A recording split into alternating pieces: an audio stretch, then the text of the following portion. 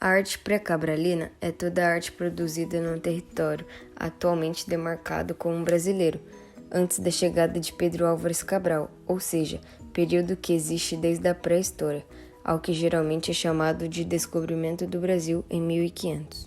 A arte no Brasil vem evoluindo a cada dia, porém, o início de tudo isso se deu lá na pré-história, um período muito importante na história da arte. Ao estudarmos esse mesmo período, nos deparamos frequentemente com as pinturas rupestres, que eram os registros feitos nas paredes das cavernas. Os especialistas acreditam que essas pinturas tenham sido feitas há aproximadamente 40 mil anos atrás, e quem as realizava eram grupos humanos que já possuíam acesso a ferramentas produzidas por meio da lascagem de pedra e acesso ao fogo. Os especialistas acreditam que materiais como sangue, flores, terra, carvão eram utilizados na época para a realização das pinturas. E elas retratavam cenas do cotidiano humano, principalmente, como caçadas, homem em meio a grande grupo de animais, cenas que aconteciam no dia a dia mesmo.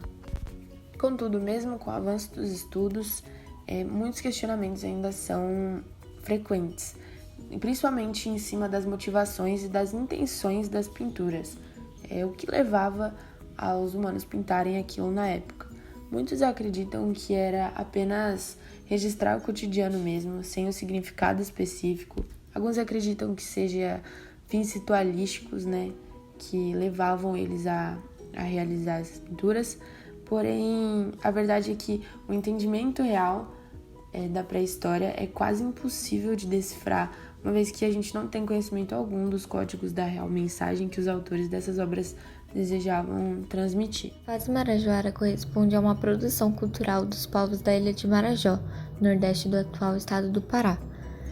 Podemos destacar a produção de estatuetas com representações humanas e também a produção de cerâmicas, desde vasos domésticos mais simples até vasos cerimoniais e funerários com decorações mais elaboradas.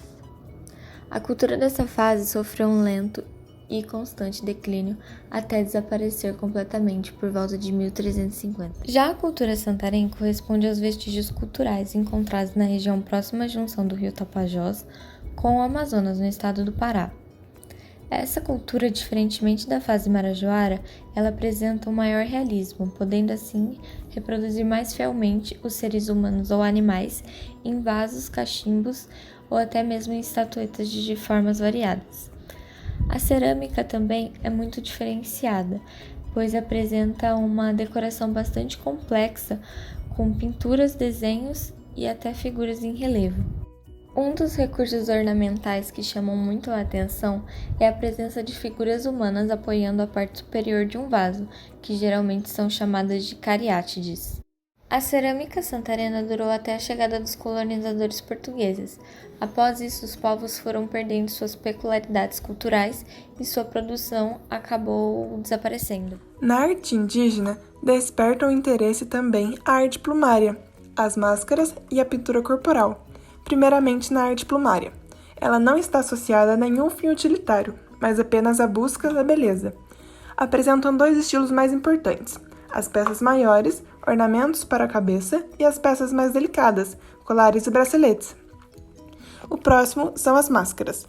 Para os índios, as máscaras têm um caráter duplo. Ao mesmo tempo que são um artefato produzido por um homem comum, são a figura viva do ser sobrenatural que representam. São utilizadas geralmente em danças cerimoniais. E as pinturas corporais, os índios pintam seus corpos no dia a dia e em ocasiões especiais, festa, luto, guerra e etc. A pintura pode estar relacionada a crenças indígenas, identificação de uma determinada tribo ou servir simplesmente para embelezar o corpo. É usada para transmitir ao corpo a alegria contida nas cores vivas e intensas, por isso a escolha dessas cores é muito importante.